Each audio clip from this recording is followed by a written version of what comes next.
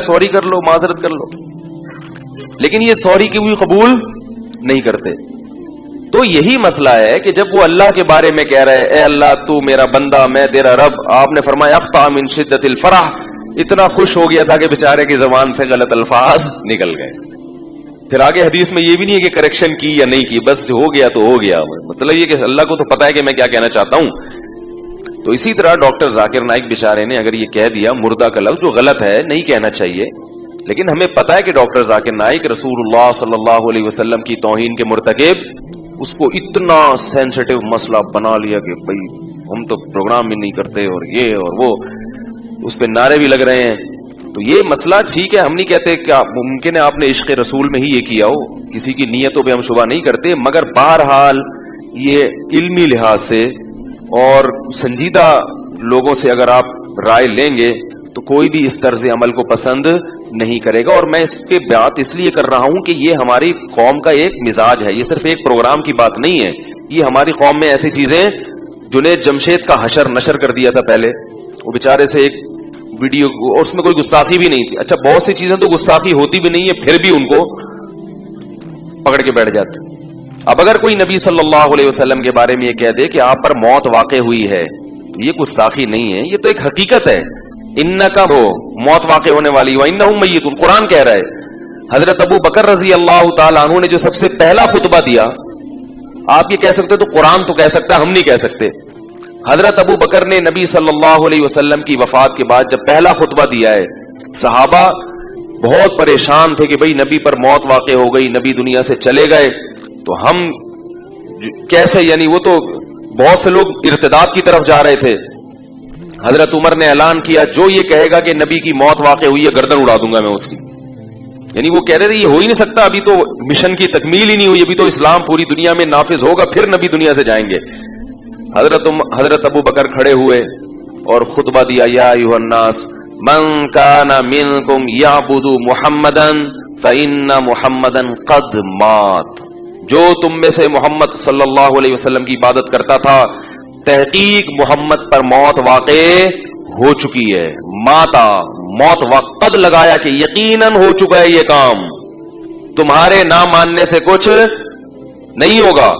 اور من کان منکم یعبد اللہ فإنہ حی لا یموت، جو تم میں اللہ کی عبادت کرتا ہے تو وہ زندہ ہے اور اس پر کبھی موت واقع نہیں ہوگی. کیا مطلب؟ خود قرآن نے بھی کہا نا، غزوہ احد میں یہ خبر پھیل گئی تھی کہ محمد صلی اللہ علیہ وسلم شہید ہو گئے، تو صحابہ کے حوصلے پست ہو گئے، یہ افواہ تھی. تو اللہ جب نبی کی زندگی کی اطلاع ملی ہے، حوصلے بحال ہوئے، تو اللہ نے صحابہ کو تنبیہ کی کہ بالفرض اگر محمد صلی اللہ علیہ وسلم شہید ہو بھی چکے ہوتے تو حوصلہ ہارنے کی کیا ضرورت ہے. جو مشن نبی لے کر آئے ہیں وہ مشن تو قیامت تک چلتا رہے گا. تو قرآن میں آیتیں نازل ہوئی، وما محمد الا رسول، فرمایا محمد اللہ کے رسول ہیں، قد خلت من قبلہ الرسل، ان سے پہلے بھی انبیاء دنیا سے جا چکے ہیں.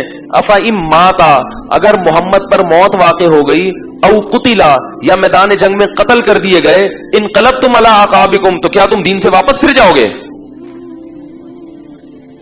کیا مطلب؟ اگر یہ کام بالفرض ہو بھی گیا، آپ خود سے آپ پر موت واقع ہو جائے یا آپ کو قتل کر دیا جائے، تو تم نے دین سے واپس.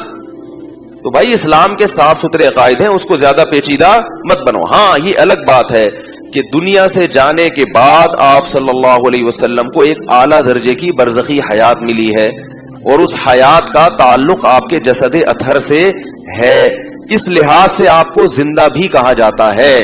لیکن وہ زندگی دنیاوی نہیں ہے بلکہ وہ برزخی ہے، اور اس کا اس قبر مبارک سے تعلق بھی ہے اور جسد اطہر سے بھی تعلق ہے. کیسا تعلق ہے، اس کی حقیقت کیا ہے، یہ ہم بولو بھائی نہیں جانتے، کیونکہ اللہ نے شہداء کو حیات دی، حالانکہ وہ بھی موت کا شکار ہوتے ہیں، ان کی بیویاں عدت گزارتی ہیں، ان کی وراثت تقسیم ہوتی ہے. تو ہمارے نبی کی بیویوں نے بھی عدت گزاری، ان پر نکاح حرام تھا کیونکہ یہ نبی کے تقدس کے خلاف ہے کہ آپ کی بیویوں سے کوئی نکاح کرے، کیونکہ اللہ نے سب کی مائیں بنا دیا ان کو. باقی عدت انہوں نے گزاری ہے، وراثت تقسیم نہیں کی. کیوں نہیں کی؟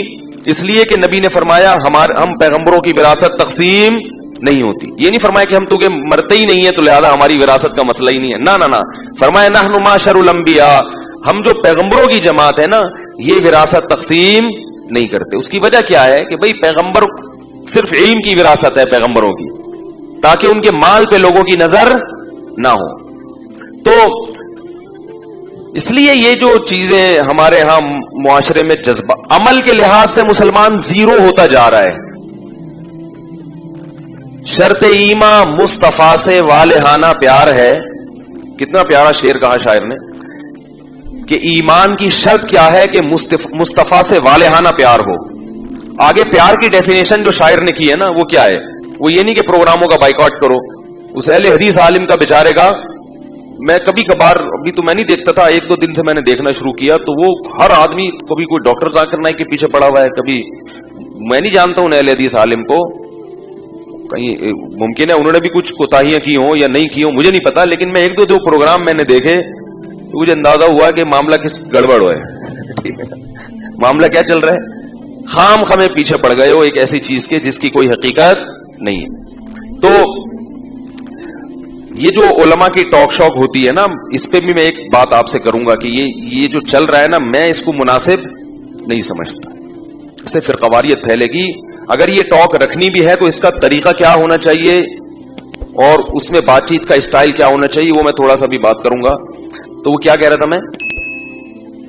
ارے بھائی جو ابھی بات چل رہی, ہاں, شرط ایمان مصطفیٰ سے والہانہ پیار ہے. پیار لیکن پیروی ہے, پیروی دشوار ہے. نبی کے نام پہ سب کچھ کرنے کے لیے تیار ہو جائیں گے, اطاعت کرنے کے لیے تیار. ان سے بولو بہنوں کی وراثت دے دو نا. نبی پر جو قرآن نازل ہوا اس میں ہے نا اللہ نے بہن کی وراثت مت کھاؤ, دو نا. عاشروہن بالمعروف, گھر میں جب آؤ تو تمیز سے بات کرو نا بیوی بچوں سے. قرآن کہہ رہے ہیں ان سے کس طرح سے پیش آؤ.